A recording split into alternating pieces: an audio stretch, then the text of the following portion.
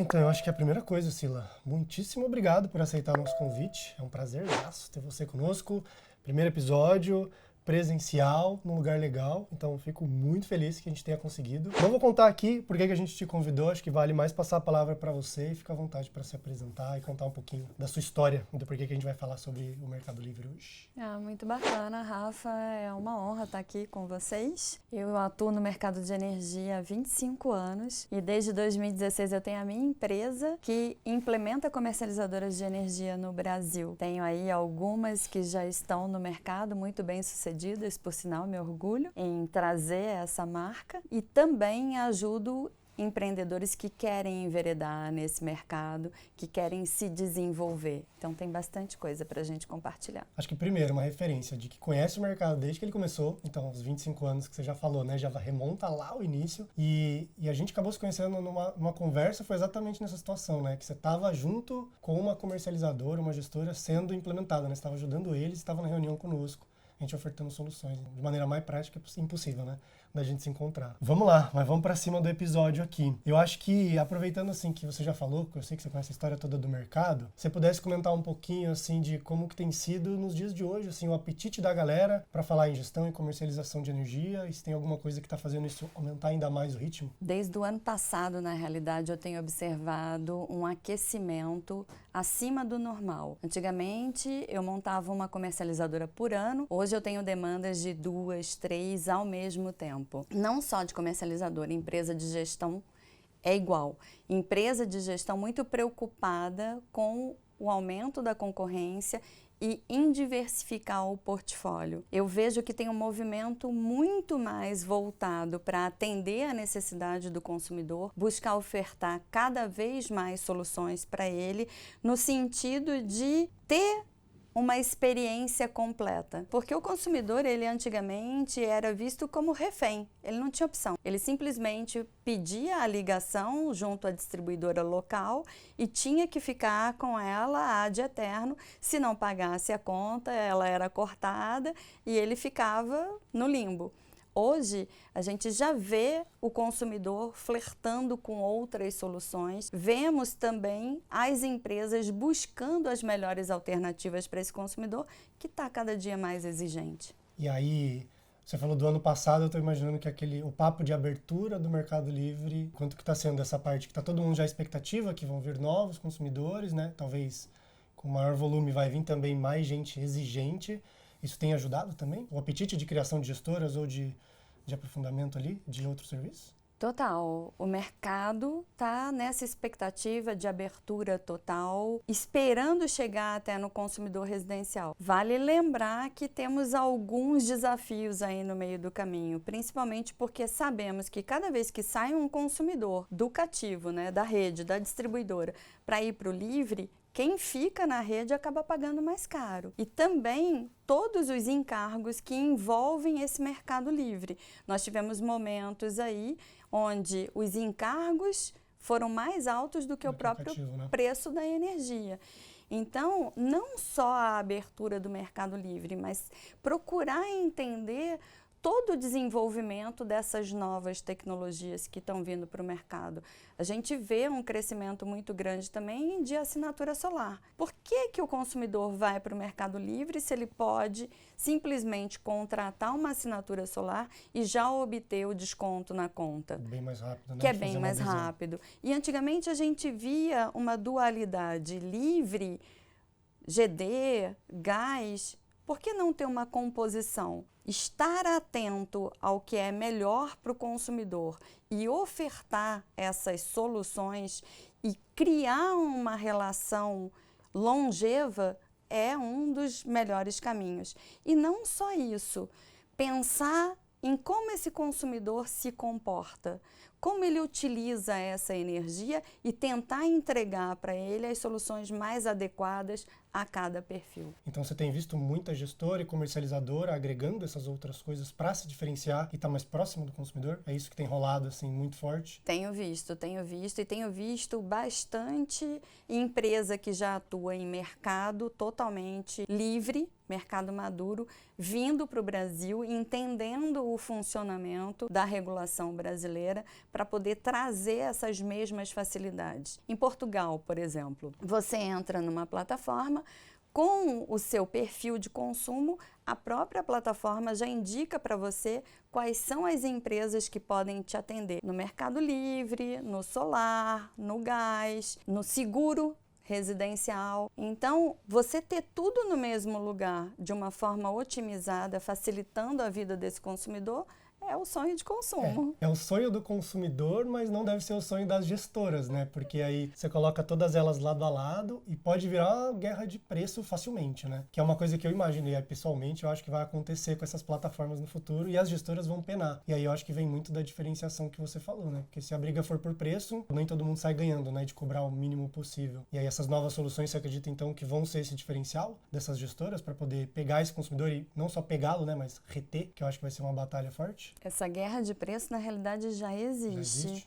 A quantidade de players tem aumentado numa velocidade absurda. Nós tivemos alguns picos de crescimento em 2016, em 2021 e agora, de novo, o Mercado Livre está ganhando força, está impulsionando, porque o preço do Mercado Livre está muito baixo e o cativo continua subindo sem perspectiva de redução, até por conta de tudo que a gente tem que pagar em função da pandemia e de todos os outros empréstimos que foram promovidos para as distribuidoras. A questão está em você conseguir, na minha opinião, agregar cada vez mais valor para o seu consumidor.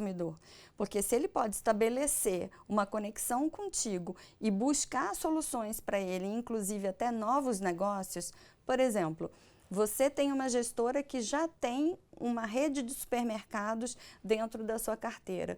Por que não ofertar para essa rede de supermercados um projeto de fotovoltaica onde ele forneça energia para os consumidores dele? Você acaba mostrando uma nova oportunidade de negócio para um cliente que até então não focava em energia. E eu vejo muito esse movimento de grandes empresas que têm uma grande base de consumidores buscando alternativas em energia para poder atingir também esse segmento. Então, se eu já vendo arroz, feijão, por que não vender energia também para esse consumidor? Seja no livre, seja no GD, seja na geração centralizada, na autoprodução. É mais uma forma de rentabilizar o meu negócio. E aí você vê as gestoras fazendo esse movimento por trás com os clientes para levar ainda para a ponta. Então, uma complexidade enorme aí sendo gerada, né?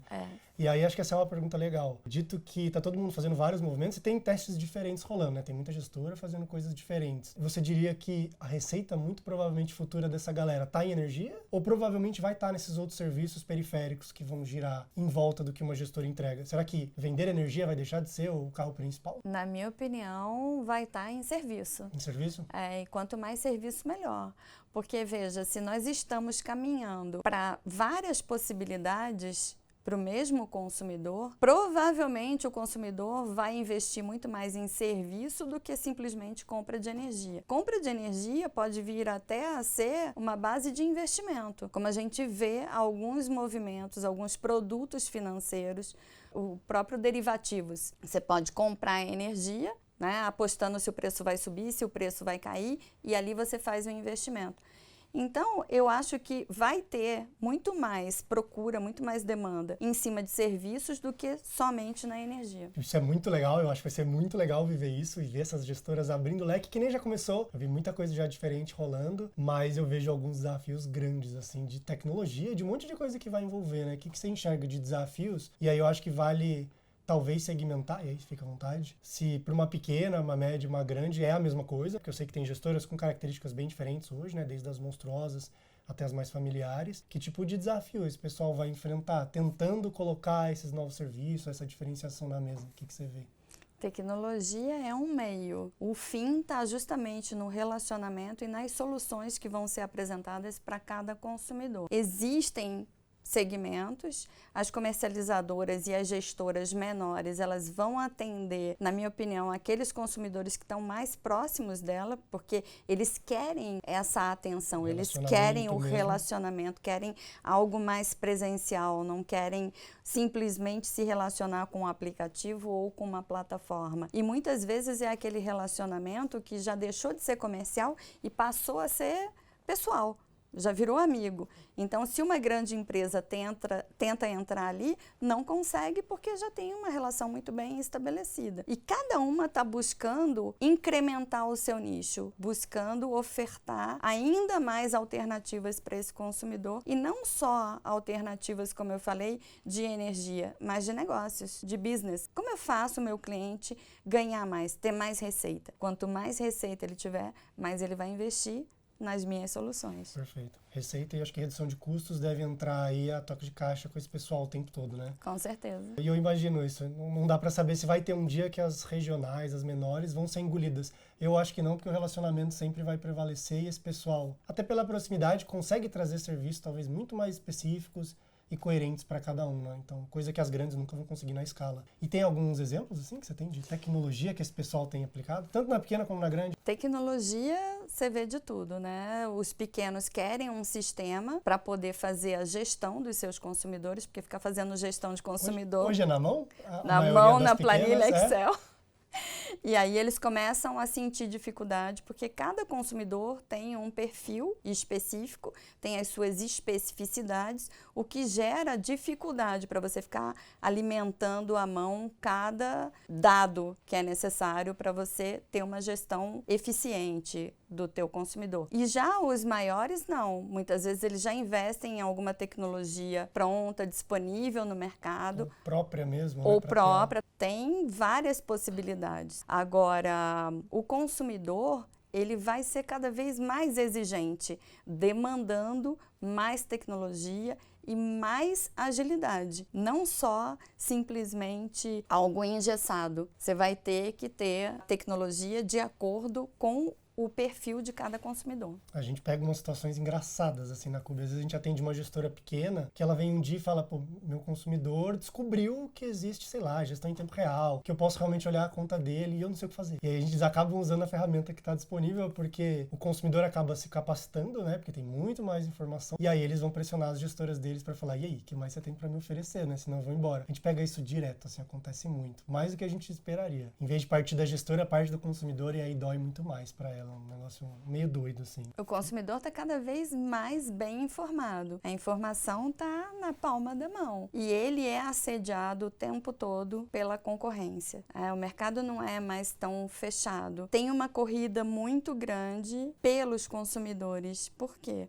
Porque com a abertura do mercado, com a comercializadora varejista, você tem os consumidores varejistas. E aí, como é que você faz para poder proteger esse seu consumidor? Você tem que municiá-lo de informações. É melhor que você o informe do que ele fique sabendo de alguma informação pelo seu concorrente. Existe uma quebra de confiança. Então, lá atrás, quando eu entrei no mercado de energia, na distribuidora, na área de grandes clientes, e eu dizia que eu ia falar para os meus clientes que eles podiam vir para o Mercado Livre, eu era expulsa da sala. Como assim eu vou dizer para o meu consumidor que ele pode ser livre? O concorrente ia lá e dizia. E ele me chamava. Poxa, mas você não me falou? Duas vezes, né? Sai perdendo na imagem e ainda perde o cliente ali de quebra. E a credibilidade. E isso acontece direto, assim, é muito engraçado. E eu não sei por que as gestoras fazem isso. Eu não sei se é porque elas ainda não têm a ferramenta para oferecer já algo diferencial ou como estratégia, ou porque tem N coisas para fazer, né? Gestão do Mercado Livre não é fácil, né? Então tem muito fogo para apagar antes de pensar em novas coisas, principalmente as pequenas, né? Eu acho que elas passam por isso.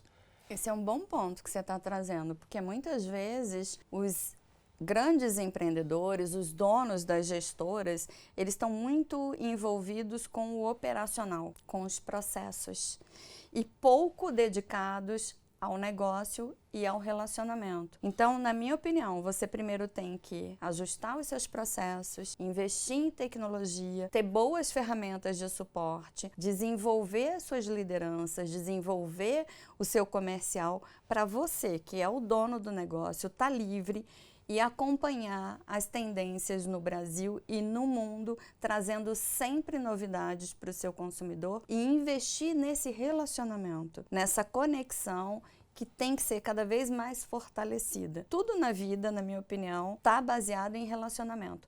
Quanto mais você confia na pessoa, quanto mais você cria uma relação consolidada, melhor para a evolução dos negócios. E dificilmente você vai mudar de fornecedor se você já tem um fornecedor de confiança, que te dá segurança, que te dá tudo o que você precisa. Mesmo por preço, né? Mesmo por preço. Por que eu vou trocar algo que está dando muito certo, simplesmente porque me ofereceram uma solução mais barata, mas se eu não sei qual é a qualidade desse serviço, qual é a qualidade desse produto que vai chegar para mim. Então eu vejo que assim, o consumidor ele está cada vez mais informado, mais bem informado, mais exigente e mais inovador. Ele está sempre desafiando. Então antes que a gente seja desafiado, a gente tem que se provocar o tempo todo e buscar olhar para frente. Se adiantar ao que vai acontecer com o consumidor. Né? Exatamente. E aí até tinha uma pergunta aqui no final que eu ia te fazer, que era essa, assim. Tanto da sua experiência, qual que é o desafio que você mais vive com esse pessoal, e eu acho que talvez seja esse que você acabou de escrever, é realmente brigando com esses donos e gestores ali que estão muito no operacional e que precisam ter um pensamento estratégico, ou não, tem mais coisa que esse pessoal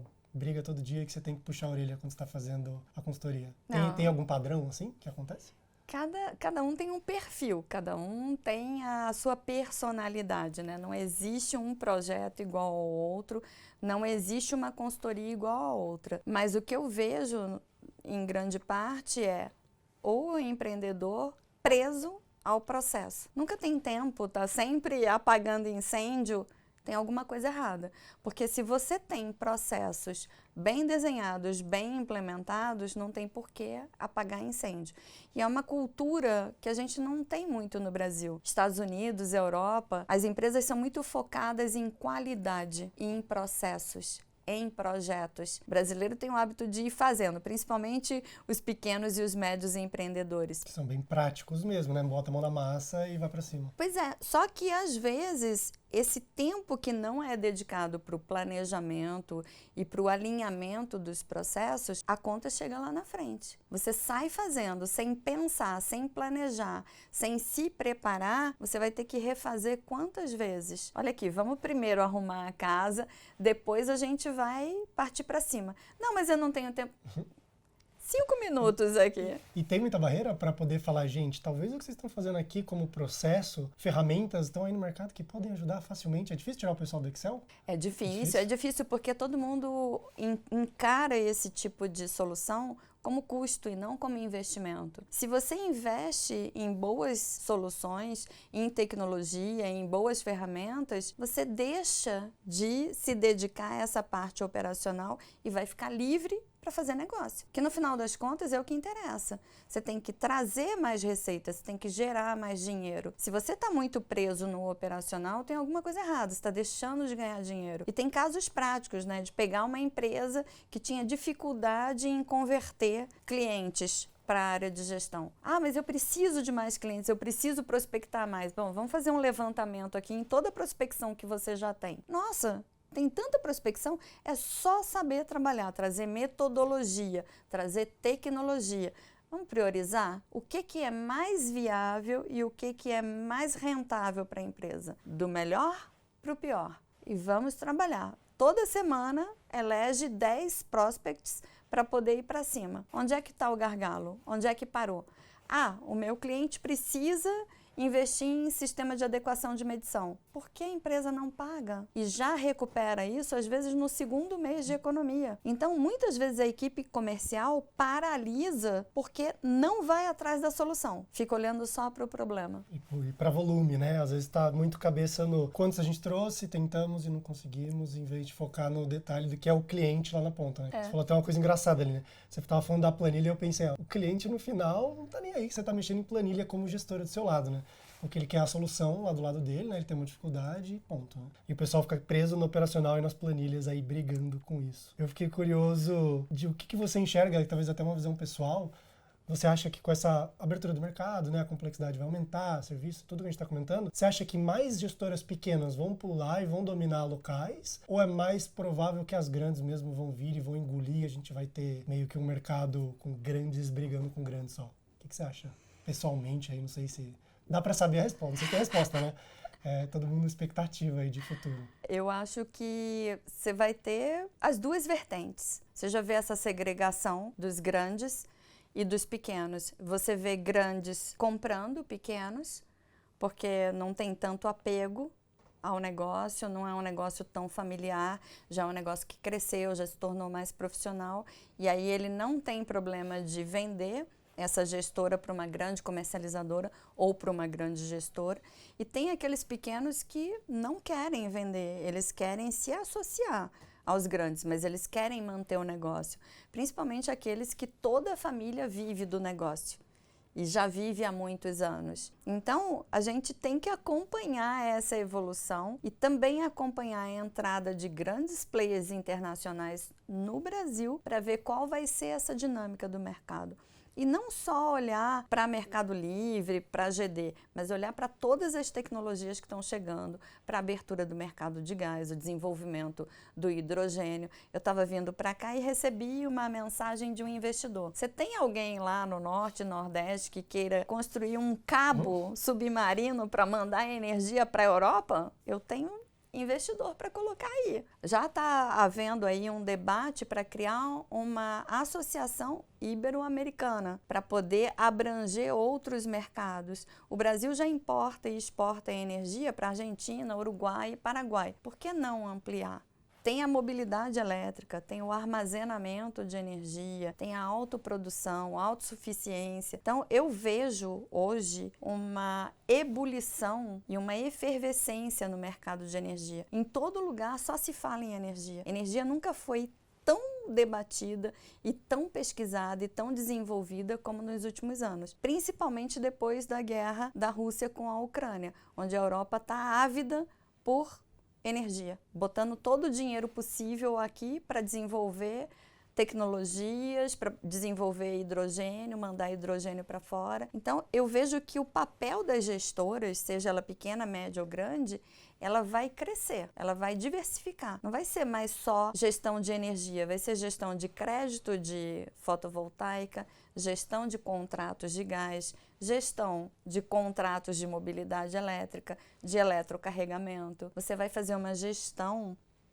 da solução energética como um todo. Elas vão sair costurando tudo que está chegando, porque no final, de novo, né, solução é o que importa e o cliente, a dor dele é uma só no final do dia ali, né, que seja com custo ou com fornecimento. Quando você fala isso, eu vejo da perspectiva de quem cria tecnologias, porque no final do dia, para costurar tudo isso, a gente vai viver várias barreiras. Eu acho que as gestoras vão batalhar muito e vai ser muito legal. Eu espero que a Cubo esteja no meio costurando esse monte de coisa. E aí, acho que é uma pergunta final, e aí a gente pode fechar, você pode dar também o seu tchau para todo mundo, que a gente está falando aqui do mercado mais amplo de energia, tem um monte de solução nascendo. Você acha que serão as gestoras e as comercializadoras que vão ser esses agentes que vão costurar esse monte de solução? Ou não? Você acha que são empresas talvez de fora do setor, que não tem nada a ver com energia hoje, que vão começar a se enfiar aqui dentro já com esse monte de solução no leque? Tem ideia do que vai acontecer aí? Ou também não? Olha, você me desafia aqui o tempo Eu todo, não, né? acho que essa é eu não sei a resposta, eu tô longe de saber, eu só tô curioso mesmo. Seria ótimo se a gente conseguisse prever o futuro, porque a gente já pegava o caminho certo. Mas assim, na minha opinião, tem que acompanhar os movimentos. E eu vejo um crescimento muito grande em relação à autoprodução, à geração própria de energia. Empresas e residências autossuficientes, e não só de energia, mas de água, armazenamento de água, compostagem de lixo, produção de alimentos. Se a gente está vendo uma crise energética mundial, onde a Alemanha já está discutindo diplomaticamente questões de água potável, o que pode vir pela frente? O Brasil é um celeiro, é abundante em água, ar, sol, terra, alimentos. E esses países que estão começando a passar por problemas de escassez estão olhando para o Brasil, por enquanto, de forma diplomática. Até quando? Então, eu acho que tem que ficar de olho em tudo que está acontecendo. Às vezes a gente se limita a acompanhar só o mercado brasileiro e ficar nessa polarização. É GD, é livre, é gás. É solução. No final do dia, como você mesmo fala, o que as pessoas querem é qualidade de vida, qualidade de fornecimento e custo justo, preço justo. Ninguém quer pagar muito por energia, por água, por gás, por automóvel, por nada. E um outro movimento que tem sido amplificado é a questão do compartilhamento. A gente pode estar caminhando para a sociedade do compartilhamento. Por que eu vou ter um carro se eu posso alugar um carro? seja ele elétrico, híbrido, etanol, biocombustível. Por que que eu vou ter só a minha instalação de energia na minha empresa se eu posso fazer uma agregação com os meus vizinhos, ter uma única instalação, ter uma subestação e dividir os custos? Ou meu vizinho tem telhado, ele pode produzir a energia fotovoltaica. Eu tenho como colocar uma bateria para armazenar. Então ele produz, eu armazeno e nós dois somos beneficiados. Está todo mundo de olho em solução. Nunca vi um mercado tão... Ninguém sabe a resposta, mas tá todo mundo tentando costurar e saber qual que vai ser o formato ali. E buscando as melhores alternativas e também, será que eu vou precisar ficar preso à rede ad eterno? Ou eu posso ter a minha própria rede, sem precisar estar conectado com a distribuidora? Ou vou ficar conectado com a distribuidora para também vender energia para ela? Muita opção, né? Muita, ainda bem. E ainda bem, não, eu digo do meu lado também, eu acho que muita coisa de tecnologia aqui que a gente já vê e vai surgir muita coisa, com certeza. Eu concordo com o que você falou lá no começo, que eu acho que energia no final do dia vai ser só um pinguinho ali dentro de quem está realmente vendendo e a gama de serviços que está em volta vai dominar completamente. O dinheiro mesmo, receita, vai vir de todo o resto que vai fazendo ali. Tem algumas comercializadoras e gestoras que já estão colocando vários serviços financeiros e já estão agregando várias outras esferas. Então acho que tem gente já com esse olho também. E o que todas essas mudanças estão provocando nas empresas e nos próprios consumidores. Com a implantação do 5G, você já pode ter soluções também mais tecnológicas. Então, eu posso ter uma geladeira inteligente, eu posso ter a internet das coisas, eu posso ter um aplicativo que eu mapeio todo o meu consumo. Se a energia está mais cara no horário de pico, por que não ter um equipamento que entra em stand-by no horário de pico e ele só volta a consumir energia quando a energia está mais barata? Tem geladeira lá fora que já faz isso. E essa é até uma pergunta que eu deixei para trás aqui, você falou agora, me lembrou, vou ter que fazer. Dos horários, eu acho que é legal, né? Acho que com a mudança do mercado agora, que a gente pode ter uma tarifa horária realmente sendo aproveitada no dia a dia, você vê o pessoal já se estruturando para isso? As gestoras, junto com seus clientes consumidores, empresas, já se preparando para poder ter uma resposta pelo lado da demanda ou coisas do tipo? Vejo, e eu acho que é uma questão de necessidade, porque enquanto a gente tem energia, tudo é lindo e divino e maravilhoso. Quando começa a reduzir o nível dos reservatórios e a gente tem que buscar térmicas para poder fornecer energia, todos os recursos são utilizados, inclusive resposta da demanda. E um outro ponto que é muito importante é entender como é que esse consumidor vai se relacionar com todas essas empresas no futuro. Ele vai buscar as empresas que trazem mais alternativa para ele, que trazem mais soluções. Essa questão de horário, essa semana o Ministério de Minas e Energia fez um pedido para o ONS para poder estudar novamente a possibilidade do horário de verão. E se for aprovado esse estudo, já pode entrar agora em novembro. Tudo vai de acordo com a necessidade. Até então, o mundo estava só focado em energia renovável, ESG, sustentabilidade. Bastou faltar energia, principalmente na Europa. Não, vamos retomar nuclear, vamos ligar a usina a carvão. Ou pensar em racionalizar o que a gente tem à mão, né? Que foi, acho que até os programas que surgiram no começo do ano, né? De apoio, as empresas que fizessem a redução, tinham um benefício financeiro. Eu acho que é igual, acho que é o apagão, né? Em 2001. É só um negócio apertar que alternativas vão surgir aos montes e o ponteiro muda, né? Tudo é uma questão de necessidade. A Europa está aí se preparando para encarar um inverno. Você acha que eles vão ficar ali só focados em energia verde? As prioridades mudam rapidamente, né? O próprio Elon Musk tem declarado que não existe transição energética sem petróleo e gás, sem carvão. E o próprio Elon Musk também, ele já anunciou que vai lançar o smartphone da Tesla por satélite, fugir das operadoras e carregamento solar. Isso é totalmente disruptivo, porque se você tem um smartphone que não depende mais de operadora, qual é o futuro dessas operadoras? E isso pode acontecer em qualquer segmento. Qualquer mercado, né? Qualquer mercado. Esperamos que aconteça no mercado de energia algo desse porte aí em breve também. Eu gostaria de viver isso. Eu acho que a gente já deu o recado aqui para quem tem uma gestora ou quem está pensando em investir nisso, sobre o que ficar de olho e o que é que faz diferença ali no final do dia, né? Então, focar no estratégico, tentar melhorar o operacional, usar tecnologia, usar tudo que tiver à mão para tentar focar no cliente e pensar para o futuro. E buscar o desenvolvimento no relacionamento. Nunca esquecer isso. Muitas vezes eu converso com as pessoas, aí elas falam assim, mas o mercado tá parado, tá difícil, tem muita concorrência. Quantas vezes você já visitou os seus consumidores nos últimos meses? Não, estou muito preso aqui, não tenho muito tempo.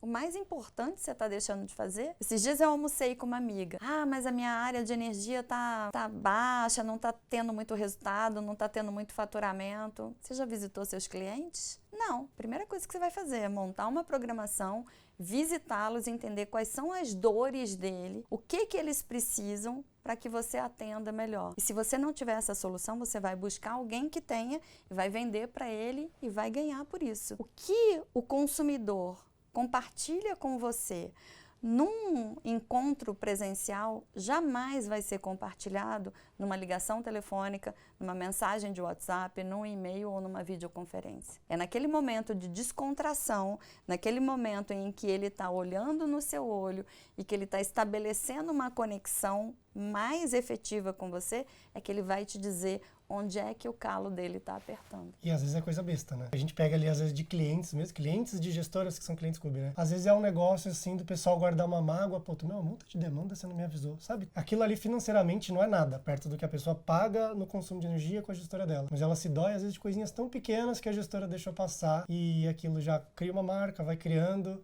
E aí é por isso que ela começa a procurar outras alternativas ali. A gente acaba sentindo, né? Porque o papel da Cube, na verdade, é ajudar a gestora a não deixar isso passar, né? Então a gente acaba pegando esse tipo de coisa e fala, gente, isso aqui é tão besta. É um investimento tão pequeno para vocês, para resolver isso com o cliente, ter proximidade. Então, entendo, eu vejo bastante isso acontecer.